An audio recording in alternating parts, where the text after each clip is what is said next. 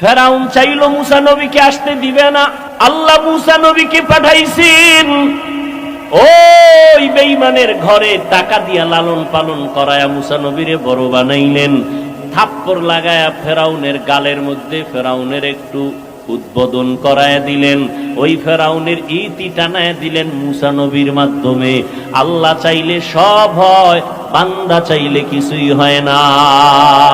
আল্লাহর নবী আসলেন মাত্র 13 বছর, নারীদের সম্মান সর্বোচ্চ দিয়া দিলেন, কন্যাদের হত্যা বন্ধ করায় দিলেন।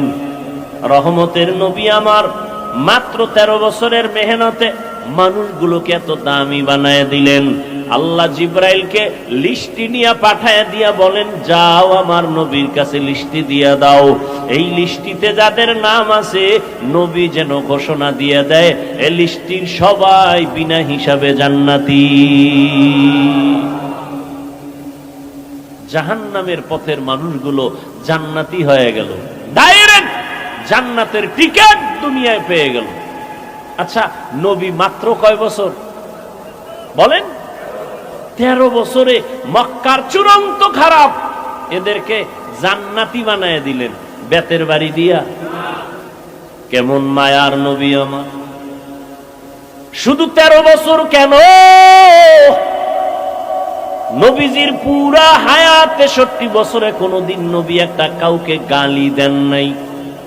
আপনি চিন্তা করতে পারেন, হাজার হাজার গালি নবীর সামনে দাঁড়ায় ইহুদিরা দিতেছে, আমার নবী গালি দিবেন দূরের কথা, হায়াতে কোনদিন একটা গালির জবাবও দেন নাই। আরো আশ্চর্য কথা, কেমন মায়ার নবী আমার! কোনদিন আমার নবী চোখ মোবারক গরম করে কারো দিকে রাগে তাকান নাই। রহমতের নবীর মায়ার আদর্শ দেখা বেঈমান কালেমা পড়েছে, নবীর ব্যবহার দেখে দুশমনাইয়া বন্ধু হয়ে গেছে। ইমামুল আউয়ালিনাল আখিরিন বাহরে সাদকা রাহমাতাল লিল আলামিন সাইয়্যিদুল কাউনাইন খাতমুল মুরসালিন আখির আমদ বুদে ফখরুল আউয়ালিন। এরে নবীর আশিক উম্মতের দল, কেমন একজন নবী পেয়েছো, ওই নবীরে চিহ্ন নাই রে যুবক। 1500 বছর পরে নবী নাই। ওই যে একটু আগে বলছিলাম শুরুতে, ঈসা নবী চলে গেছেন, আমগো নবী আসছেন, মাঝখানে কোনো মুরব্বী নাই, মন মতো চলিয়া ধ্বংসের পথে গেল। কিন্তু রহমতের নবী, শ্রেষ্ঠ নবী, যার কোনো তুলনা নাই, সেই নবী চলে গেলেন, আজ 1500 বছর হয়ে গেল। এরপরও উম্মত কেন লাইন ছাড়া হয় নাই? এখনো বাংলাদেশের ভেতরে উম্মত আল্লাহর নবীর সুন্নতের জন্য জীবন দিতে তৈয়ার। ফিলিস্তিনে মানুষ রক্ত দিয়ে দিতেছে।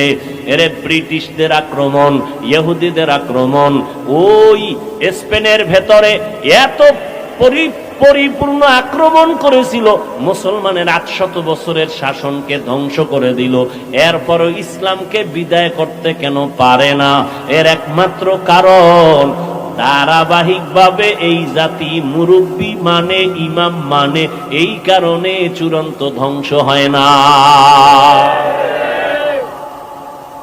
আর যারা মুরব্বী মানে না, গিয়া দেখেন ওদের দুনিয়াও ঠিক নাই, আখিরাতও ঠিক নাই।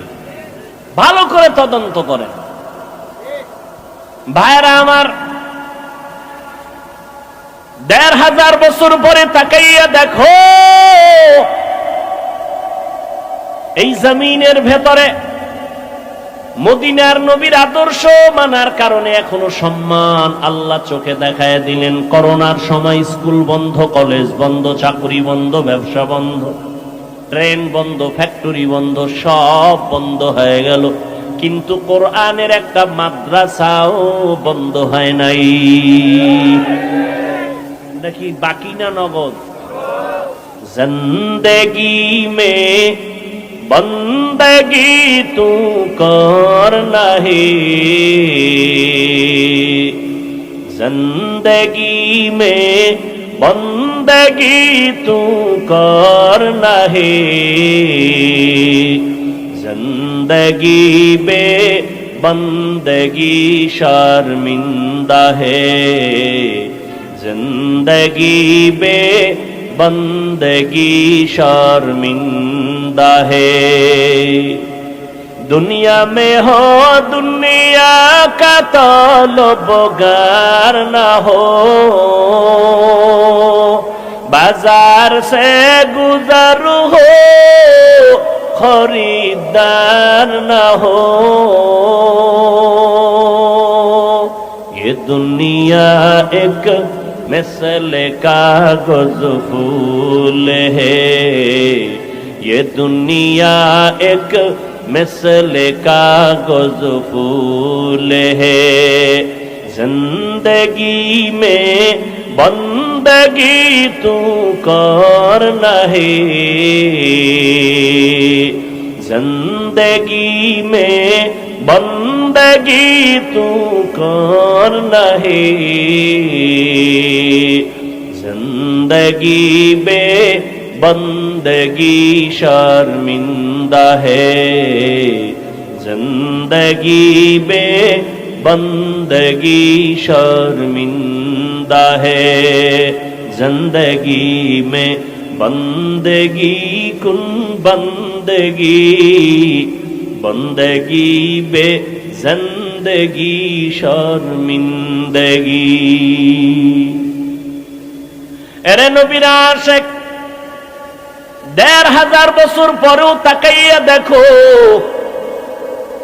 এই জমিনে নবীর আদর্শ রেখে গেলেন। আমার নবী চ্যালেঞ্জ দিয়ে গেলেন, কালান নবিয়্যু সাল্লাল্লাহু আলাইহি ওয়া আলিহি ওয়াসাল্লাম, তারাকতু ফীকুম আমরাইন লান তাদিল্লু মা তামাসসাকতুম বিহিমা কিতাবাল্লাহি ওয়া সুন্নাত রাসূলি। পয়গম্বর বলেন, আমি বিদায় বেলা চ্যালেঞ্জ দিয়ে গেলাম, দুইটা জিনিস রেখে গেলাম, যদি আঁকড়াইয়া ধরো কোনদিন তোমার ঈমান নষ্ট হবে না, সম্মান কমবে না। এক নাম্বার হলো আল্লাহর দেওয়া কোরআন, দ্বিতীয় হলো আমি নবীর রেখে যাওয়া সুন্নাত। এখানে প্রশ্ন হতে পারে, নবী হাদিস বলেন নাই কেন? কোরআন হাদিস না বলে কোরআন আর সুন্নাহ কেন বললেন? সুন্নতের পর্দার ভেতরে আছে মুরব্বি মানা লাগবে, সুন্নতের পর্দার আড়ালে আছে মুরব্বি। কারণ টুপি পরা সুন্নত, টুপি পরা কি?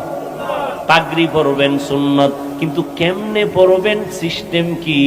এটা মুখস্থ করে পারা যাবে না, দেখতে হবে। কেমনে দেখবা?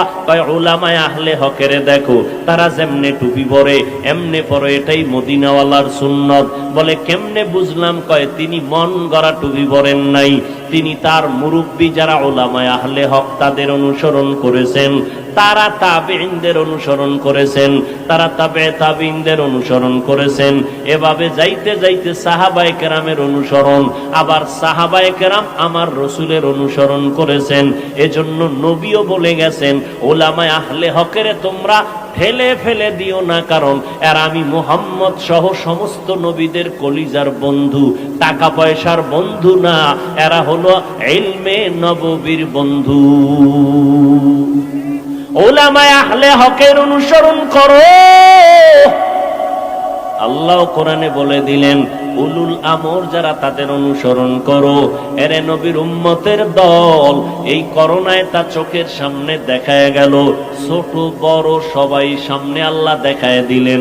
করোনার শত শত লাশ, মানুষগুলো মাস্ক পরে আছে, কেউ কাছে যায় না, করোনার ভয়। এমনকি সন্তান পর্যন্ত বাবায় করোনা আক্রান্ত, চিকিৎসার জন্য যায় না, কাছে যায় না।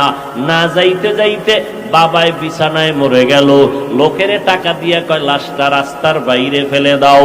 লোকে টাকা পাইয়া গরিবরা ফেলে দিল, সন্তান দরজা লক করে দিল, একবারও খোঁজ নিল না বাবার লাশটা কি কুকুরে খাইলো নাকি জানাজা হলো। এই শত শত লাশ